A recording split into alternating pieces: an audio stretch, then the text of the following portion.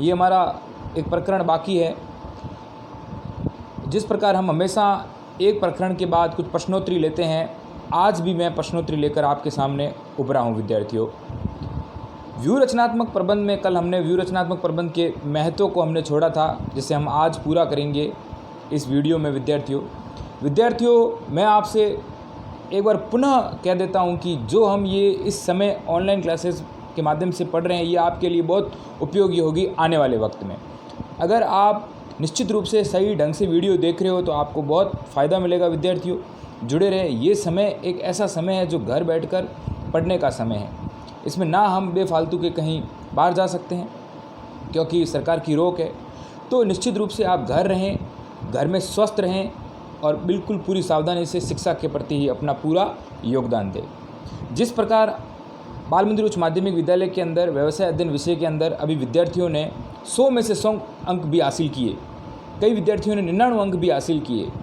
तो ये एक लगातार निष्ठावान की प्रवृत्ति रही थी। विद्यार्थियों व्यवसाय अध्ययन एक ऐसा विषय है जिसमें हमेशा हमें बना रहना होता है। ये एक भाषा का विषय है जो लिखित रूप में अगर आपकी शैली अच्छी होती है तो इसमें अंक प्राप्त किए जा सकते हैं। विद्यार्थियों तो प्रत्येक शब्द को आपको समझना है और समझकर लिखावट की शैली को बढ़ाना है। तो विद्यार्थियों हमारा एक उद्देश्य है कि हर प्रकरण के बाद हम कोई ना कोई प्रश्नोत्तरी डालें और आप इन प्रश्नों को समझकर, मैं ये प्रश्न जो मैंने पढ़ाया है उनसे ही मैं प्रश्न बनाऊंगा और इन प्रश्नों को आपने कहाँ तक समझा है वो अपनी भाषा में लिखने का प्रयास करें और किताब की सहायता से भी लिखने का प्रयास करें। विद्यार्थियों व्यू रचनात्मक प्रबंध को पढ़ने से पहले हम कुछ प्रश्न मैं आपके सामने आज साझा कर रहा हूँ, इन्हें आप करने का प्रयास करना। विद्यार्थियों मैंने अगले भी वीडियो में मैंने कई प्रश्न दिए हैं, उन्हें भी करना। और आज जो ये 10 प्रश्न मैं आपके सामने लेके आया हूँ, इन्हें आप करने का प्रयास करना। विद्यार्थियों अपनी कॉपी में विद्यार्थी गौर करें।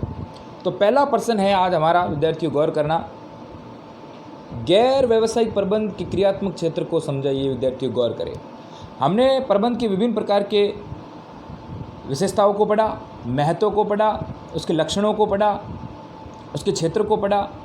तो क्षेत्र में एक व्यावसायिक क्षेत्र और एक गैर व्यावसायिक क्षेत्र। गैर व्यावसायिक क्षेत्र से हमारा क्या तात्पर्य है? विद्यार्थियों गैर व्यावसायिक क्षेत्र क्रियात्मक क्षेत्र से हमारा क्या तात्पर्य है, उसे समझाना है। विद्यार्थियों गौर करें।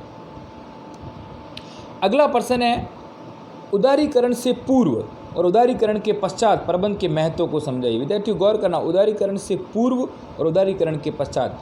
जब उदारीकरण सब 1990 और 91 के दशक में ये लागू हुआ था, उससे पहले प्रबंध के महत्व की क्या भूमिका रही और उदारीकरण के पश्चात मैंने आपको एक सारणी के माध्यम से ये समझाया था। अगर आपको याद हो तो विद्यार्थियों, अगर आपने वीडियो सही ढंग से देखा है तो उसको ही यहाँ समझाने का प्रयास करना है। विद्यार्थियों उदारीकरण से पूर्व और उदारीकरण के पश्चात सन 1990 और 91 के दशक में मैंने आपको एक LPG योजना बताई थी, लिबरलाइजेशन, प्राइवेटाइजेशन, ग्लोबलाइजेशन। उसी के माध्यम से जब उदारीकरण से पूर्व प्रबंध का क्या महत्व था और उदारीकरण के पश्चात प्रबंध का क्या महत्व है, इसे समझना है। विद्यार्थियों इसे समझाना है। विद्यार्थियों गौर करें। प्रबंध की प्रकृति, तीसरा सवाल है, प्रबंध की प्रकृति में हमने विभिन्न प्रकार के रूपों से प्रबंध की प्रकृति में बहुविद्या के रूप में हमने समझा था, प्रबंध विज्ञान व पेशे के रूप में विद्यार्थी हमने समझा था। इसी प्रकार प्रबंध बहुविद्या के रूप में कैसे हैं? विद्यार्थियों गौर करना, प्रबंध बहुविद्या के रूप में कैसे हैं? मैंने विभिन्न प्रकार के शास्त्रों के माध्यम से आपको समझाया था। विद्यार्थियों अगर आपको याद हो तो अर्थशास्त्र के माध्यम से, राजनीतिक के माध्यम से, सामाजिक क्षेत्र के माध्यम से, वो आपको समझाना यहाँ प्रबंध बहुविद्या के रूप में कैसे है। विद्यार्थियों गौर करें। हमारा चौथा प्रश्न है, प्रबंध सार्वभौमिक है। मैंने आपको प्रबंध की विशेषताओं में समझाया था, प्रबंध में क्या है? सार्वभौमिकता होती है। विद्यार्थियों अपना एक बार रिवीजन भी वापस हो रहा है। सार्वभौमिकता होती है। विद्यार्थियों गौर करना, प्रबंध में सार्वभौमिकता होती है। सार्वभौमिकता तो होती है विद्यार्थियों, किसी प्रबंध शास्त्री ने बोला कि सार्वभौमिकता हर संगठन में नहीं हो सकती है, मगर मुख्य रूप से अगर ये संगठन में सार्वभौमिकता होगी तो मुख्य कितने कारकों पर निर्भर करती है? विद्यार्थियों गौर करना, कितने कारकों पर निर्भर करती है, उनके नाम बताने हैं। कौन कौन से कारक अगर मौजूद होते हैं? विद्यार्थियों गौर करना, कौन कौन से कारक अगर मौजूद होते हैं तो ये सार्वभौमिकता वहाँ लागू होती है, उनके नाम आपको बताने हैं। विद्यार्थियों गौर करना। पांचवा प्रश्न है, प्रबंध के सहायक उद्देश्य। विद्यार्थियों इस बार माध्यमिक शिक्षा बोर्ड ने प्रबंध के प्राथमिक उद्देश्य से एक प्रश्न पूछा था, तो ये अपना प्रश्न है, प्रबंध के सहायक उद्देश्य से आपका क्या तात्पर्य है? प्रबंध के सहायक उद्देश्य से हमारा क्या तात्पर्य है? विद्यार्थियों मैंने आपको समझाया था, प्रबंध का जो प्राथमिक उद्देश्य उनको समझाया, फिर प्राथमिक उद्देश्य के माध्यम से ही जो सहायक उद्देश्य, जो प्राथमिक उद्देश्य के माध्यम से जो टिके रहते हैं उनके बारे में मैंने समझाने का प्रयास किया था विद्यार्थियों। तो प्रबंध 5वां प्रश्न, प्रबंध सहायक उद्देश्य कौन से हैं उनको बतलाना है विद्यार्थियों, गौर करना। प्रबंध की परिभाषा से ही मैंने विद्यार्थियों विभिन्न प्रकार के जो प्रबंध शास्त्रियों ने परिभाषा दी थी, उसमें से ही मैंने आपको एक प्रबंध की परिभाषा में विभिन्न प्रकार की विशेषताएं निकाल कर बताई थी। वही प्रश्न है मैंने यहाँ दिया है कि प्रबंध की जो 5 विशेषताएं हैं विद्यार्थियों वो आपको बतानी है। कितनी बतानी है? प्रबंध की 5 विशेषताओं का आपको उल्लेख करना है विद्यार्थियों, गौर करें। प्रबंध की 5 विशेषताओं का उल्लेख कर इसे समझाना है। हेनरी फ्योल के द्वारा प्रतिपादित 14 सिद्धांत विद्यार्थियों, सो इजी वाली एक ट्रिक बताई थी, सो इजी क्रेडिट करना है। यूएसए में कौन बैठा है? दादू विद्यार्थियों, गौर करना। अगर आपको याद हो तो विद्यार्थियों, सो इजी सीआर क्रेडिट करना, यूएसए में जो दादू बैठे हैं। उसमें से मैंने आपको निर्देशन की एकता, एक जो सिद्धांत था निर्देशन की एकता, हेनरी फ्योल ने 14 सिद्धांत दिए थे प्रबंध के, और एक पदाधिकारी यानी स्केलर चेन। इन 2 बिंदुओं को आपको समझाना है, किस प्रकार निर्देशन की एकता, एक आदेश की एकता और निर्देशन की एकता को मैंने मुख्य रूप से कॉन्ट्राडेक्सी कर समझाया था, और वहाँ आपको समझाना है। एक तो निर्देशन की एकता को समझाना है विद्यार्थियों, और दूसरा पद अधिकारियों में संपर्क की कड़ी को समझाना है, गौर करें विद्यार्थियों। अगला बिंदु है हमारा, प्रश्न है हमारा 8वां प्रश्न है।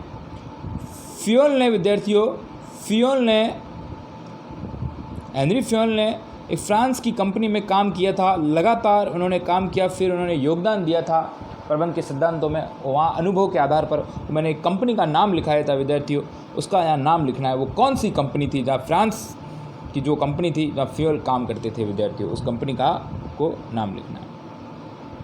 9वां प्रश्न हमारा है, उद्देश्य द्वारा प्रबंध में संस्था के लाभों को समझे। उद्देश्य द्वारा प्रबंध में विभिन्न प्रकार के मैंने बताया था संस्था को भी लाभ होते हैं। जो संस्था के लाभों को विशेष रूप से, जो संस्था को जो लाभ होते हैं उन्हें हमें समझाना है विद्यार्थियों। जो संस्था को विशेष रूप से जो लाभ होते हैं उन्हें हमें समझाना है। और अपवाद द्वारा प्रबंध विद्यार्थियों, MBE, मैनेजमेंट बाय एक्सेप्शन, अपवाद द्वारा प्रबंध को सरल शब्दों में समझाना है, और इसके साथ साथ अपवाद द्वारा प्रबंध किसने प्रतिपादित किया था वो भी बताना है विद्यार्थियों, गौर करें। तो ये हमारे आज के जो 10 प्रश्न हुए, इसे विशेष रूप से आप समझकर इन्हें मैंने आपको एक एक रूप से इनको समझाया है, सरल भाषा में समझाने का प्रयास किया है। अब आप अपने शब्दों में और किताब का भी योगदान के साथ आप इन प्रश्नों को हल करने का प्रयास करेंगे। आप जितनी किताब को घुमाएंगे, जितनी किताब में समझने का प्रयास करेंगे, आपको विभिन्न प्रकार की चीज़ें आपके सामने उभर कर सामने की मैं हर एक बिंदु को एक जो कठिन शब्दावली है, टर्मोलॉजी होती है जो प्रबंध की, उसे मैं समझाने का प्रयास करता हूं विद्यार्थियों। तो आप भी मुख्य रूप से अपना सहयोग प्रदान करें, सहयोग की भावना रखें, आप हमारे साथ जुड़े रहें, तो आप इस व्यवसाय अध्ययन के अंदर बहुत अच्छे अंकों से पास हो सकते हैं विद्यार्थी। ये अपने आप में एक क्लिष्ट विषय होता है, इसमें शब्दावली बहुत, टर्मोलॉजी बड़ी भयंकर रहती है, लिखने में आप में सामर्थ्यवाद होनी चाहिए, आपके विचार और आपके जो शब्द हैं उसमें एक समता होनी चाहिए, तभी अच्छा एक जो अध्यापक इसका विश्लेषण करके आपके मूल्यांकन करके आपको उचित अंक प्रदान करवा सकता है। विद्यार्थी गौर करें इन 10 प्रश्नों को करने की। व्यूहरचनात्मक प्रबंध के महत्व जो हमारा रह गया था उस प्रकरण को अब हम पढ़ रहे हैं विद्यार्थियों, गौर करना। व्यूहरचनात्मक प्रबंध को मैंने आपको समझा दिया था कि एक ऐसी रणनीति होती है जो भविष्य में कुछ लक्ष्य प्राप्त करने के लिए जो की जाती है, पहले से ही एक ऐसी योजना बनाई जाती है ताकि हम भविष्य के लक्ष्यों को प्राप्त कर सके विद्यार्थियों। हमने इसके विभिन्न प्रकार के लाभों को पढ़ा था, आज इसके महत्व को पढ़ते हैं विद्यार्थियों। गौर करना, आज की जो प्रतिस्पर्धा और एक गला काट जो प्रतिस्पर्धा चल रही है विद्यार्थियों, व्यवसाय हो मतलब शिक्षा के रूप में अगर देखें तो हमारे पास एक रणनीति होनी चाहिए। किस प्रकार हम, अगर एक विद्यार्थी के रूप में अगर हमें चयन लेना है तो भी हमें विभिन्न प्रकार के विद्यार्थियों को काट कर आगे बढ़ना है, तो उसमें लिए भी एक रणनीति होनी चाहिए। अगर व्यवसाय के रूप में अगर हम देखें तो विभिन्न प्रकार की जो मार्केट है उसमें अगर हमें टिके रहना है, इस प्रतिस्पर्धा में टिके रहना है, इस वैश्वीकरण के दौर में हमें अगर टिके रहना है तो विभिन्न प्रकार के योजनाएं बनानी होगी, एक रणनीतियाँ बनानी होगी, और वही व्यूहरचनात्मक प्रबंध की एक योजना होती है विद्यार्थियों। गौर करें, व्यूहरचनात्मक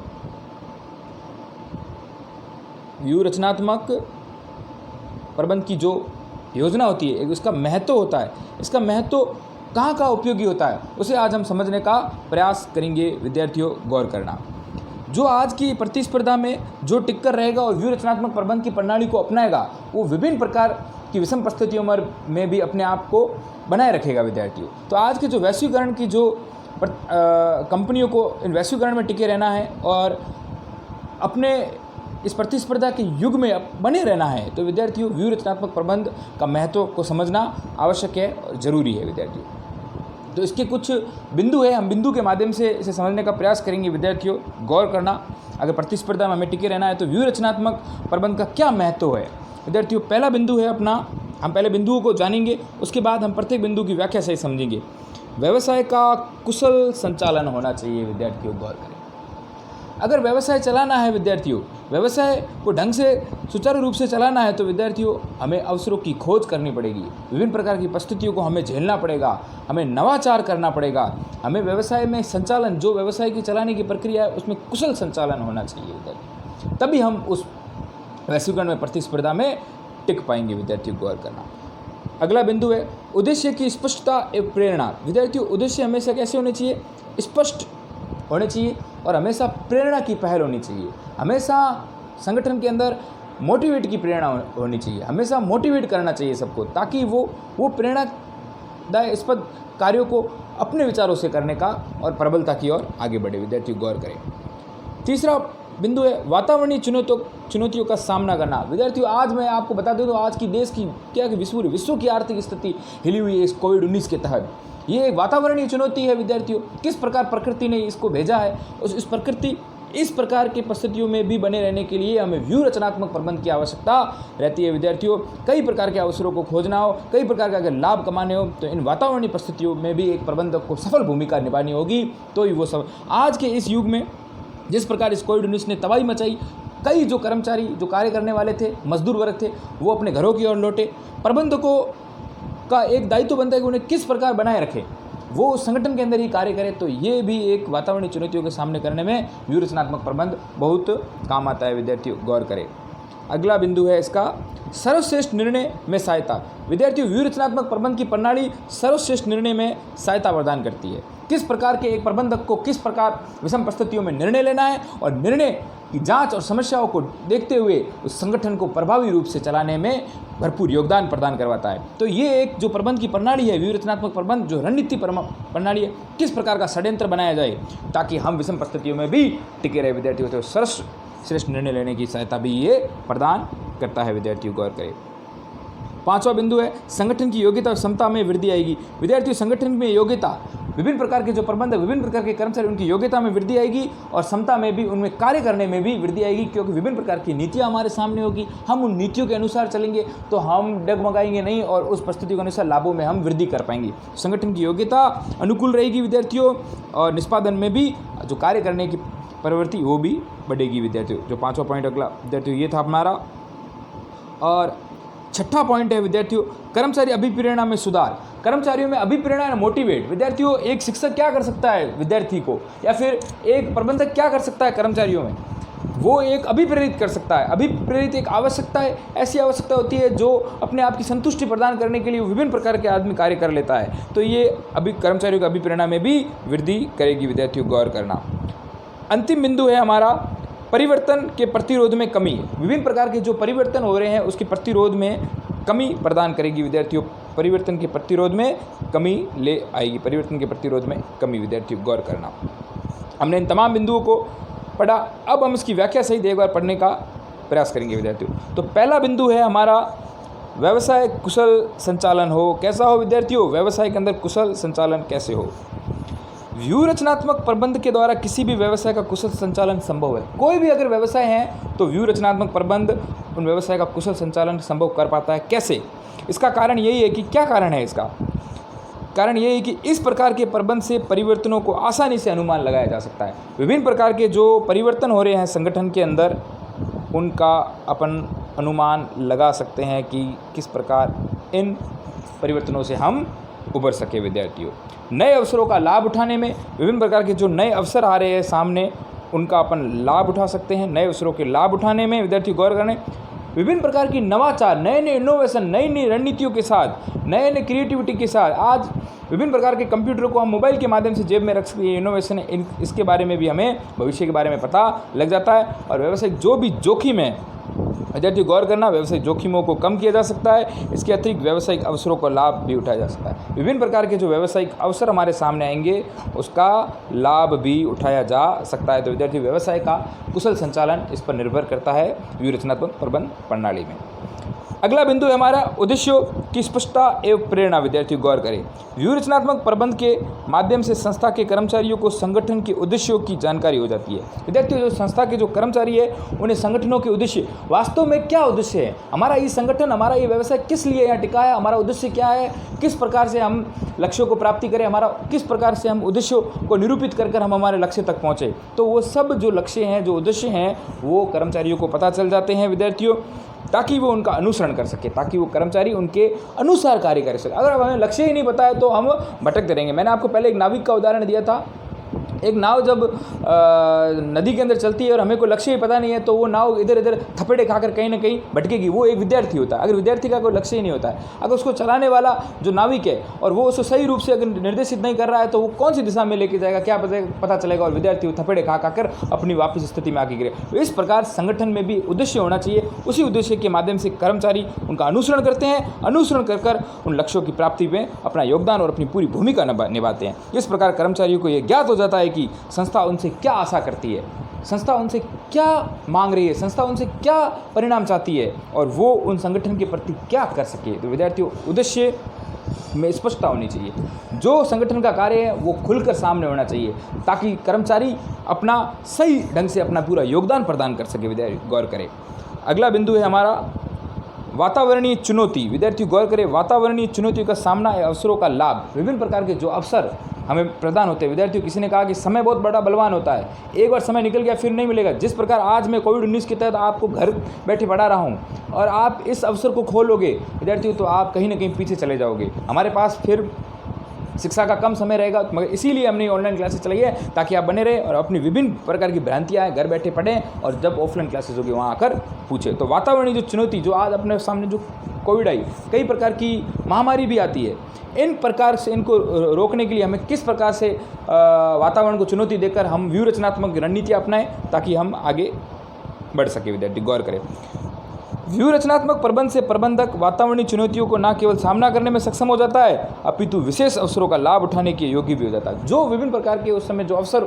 होते हैं उनका भी लाभ उठाने में योग्य हो जाता है। इसी प्रकार ये कार्य प्रबंधकों को बेहतर प्रबंध करने तथा वातावरण के साथ निरंतर समायोजन करने में सहायता प्रदान करता है। ये विद्यार्थी वो उस चुनौतियों का सामना तो करता ही करता है और उसमें विभिन्न प्रकार के जो अवसर होते हैं उन्हें भी बेहतर बना देता है, उन अवसरों का लाभ उठा देता है और प्रबंधक उन वातावरण के साथ सामंजस्य स्थापित कर लेता है। उसी प्रकार विद्यार्थियों, आज अगर आप इस परिस्थिति में भी अगर घर बैठे पढ़ रहे हो तो ये आपके सामने एक अवसर है, आप इस अवसर का फ़ायदा उठा रहे हो। जैसे हम कोई प्रतिस्पर्धा की तैयारी कर रहे हैं तो कुछ लोग भ्रमित होंगे कि अभी कोई परीक्षा नहीं होगी, अभी ये नहीं होगी, तो भ्रमित रहे, मगर हमें क्या करना है, इस अवसर का फ़ायदा उठाना है।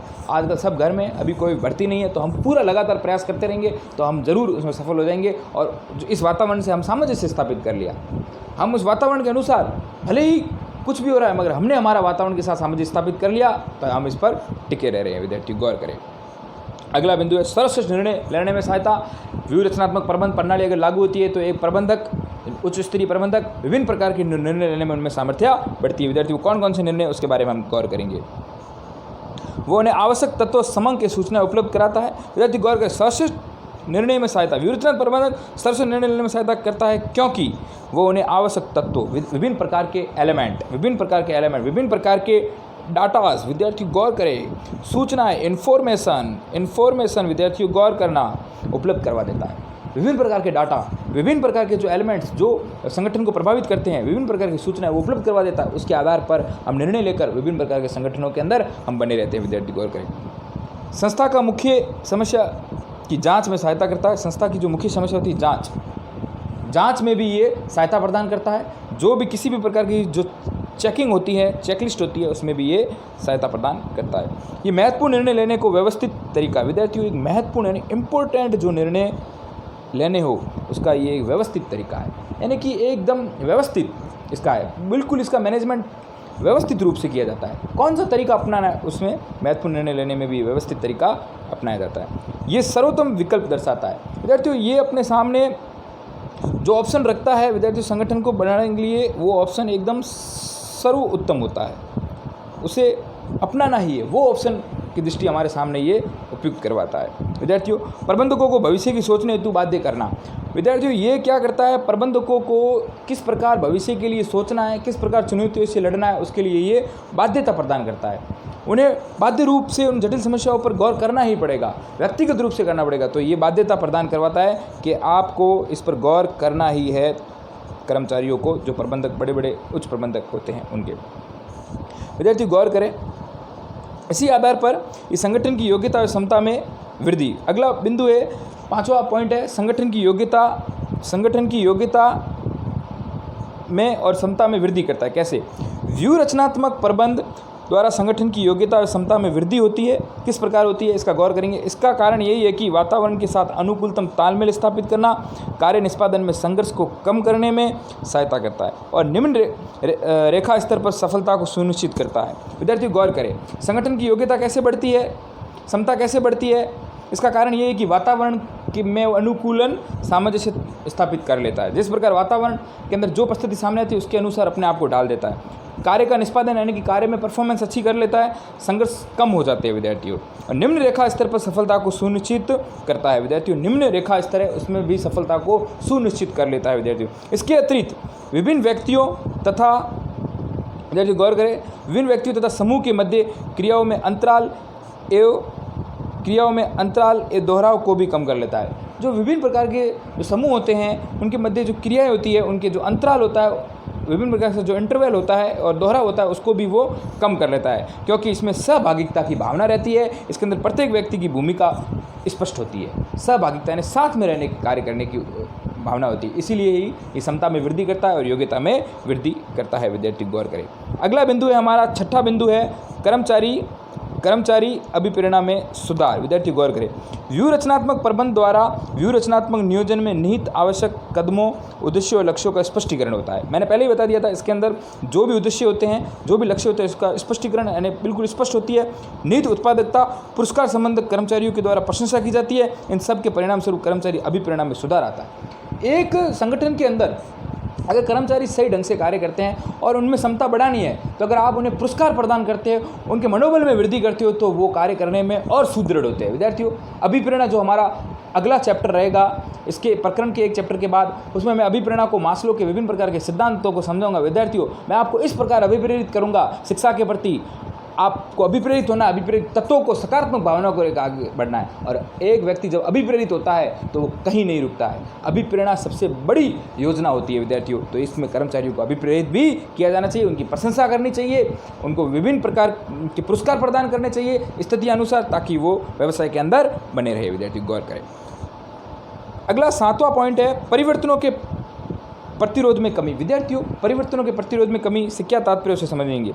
व्यू रचनात्मक प्रबंध, विद्यार्थी गौर करें, व्यू रचनात्मक प्रबंध परिवर्तनों के प्रतिरोध में कमी लाता है, क्योंकि वो कर्मचारियों को सहभागिता प्रदान करता है। परिवर्तन, जो विभिन्न प्रकार के संगठनों के अंदर परिवर्तन हो रहे हैं, उनमें ये कमी लाता है। क्योंकि ये कर्मचारियों में सहभागिता यानी साथ में रहने की भावना को बढ़ाता है। जो विभिन्न प्रकार की जो भ्रांतियाँ होती है, अफवाहें होती है, मिथ्या धारणाओं को दूर करता है। विद्यार्थी गौर करना, उनके विचार विमर्श, विद्यार्थी गौर करें, विचार विमर्श करता है, आर्थिक प्रेरणा देता है, उचित परिवर्तन के लाभ बताता है और प्रतिस्पर्धी भावना का विकास कर परिवर्तनों को आसानी से लागू भी कर लेता है। विद्यार्थियों, अगर कोई संगठन में अगर परिवर्तन आ रहे हैं, क्योंकि कोई भी परिवर्तन जब होते हैं तो उसे पहले सब ठुकराते हैं, धीरे धीरे उन परिवर्तनों को अपनाया जाता है। तो उनमें जो अफवाह होती है, मिथ्यावरण होती है, जो उचित परिवर्तनों में जो समस्याएं आती है, उनको प्रतिस्पर्धी भावना का विकास कर उनमें परिवर्तनों में आसानी से उन्हें सुगम बनाता है, उन्हें लागू करवाने की ये चेष्टा करता है व्यू रचनात्मक प्रबंध। विद्यार्थियों, अगर मैं साधारण सी बात कहूँ तो अगर हम जो डेली रूटीन में हम चल रहे हैं, जैसे कि अब हमारी ऑफलाइन क्लासेस चलती थी, अब ऑनलाइन क्लासेस, ये भी एक परिवर्तन है। अब इस परिवर्तन को भी कई स्टूडेंट्स इसे नकारात्मक भावनाओं से देख रहे, कोई विद्यार्थी वीडियो नहीं देख रहा है, तो ये अपने आप में उनकी एक कमी है। अगर इन परिवर्तनों से आप भी कोविड-19 के तहत आप इसमें बने रहोगे और इन वीडियो को देखोगे तो आपको ये फ़ायदा मिलेगा और परिवर्तनों को आप स्वीकारें। जिस प्रकार ऑनलाइन क्लासेस चल रही है इसे आप स्वीकारें। यही एक परिवर्तन होता है, जो परिवर्तन पहले आता है उसे सब नकारते हैं, फिर धीरे धीरे इन परिवर्तनों को लागू किया जाता है। तो ये विवेचनात्मक प्रबंध के जो 7 महत्व थे उसको हमने पढ़ा। विद्यार्थियों गौर करें, अगला जो हमारा प्रकरण रहेगा वो प्रबंध का ही रहेगा। जो अंतिम प्रकरण होगा उसके 2-3 वीडियो बनेंगे। उसके बाद मैं अभिप्रेरणा को प्रारंभ करूँगा। ट्रिक्स और टैक्स से हम अभिप्रेरणा को समझने का प्रयास करेंगे विद्यार्थियों। और मैं जो हमेशा प्रश्नोत्तरी आपको देता हूं उसे आप हल करने का प्रयास करें, अपने दिमाग के माध्यम से करें, अपनी भाषा के माध्यम से करें। और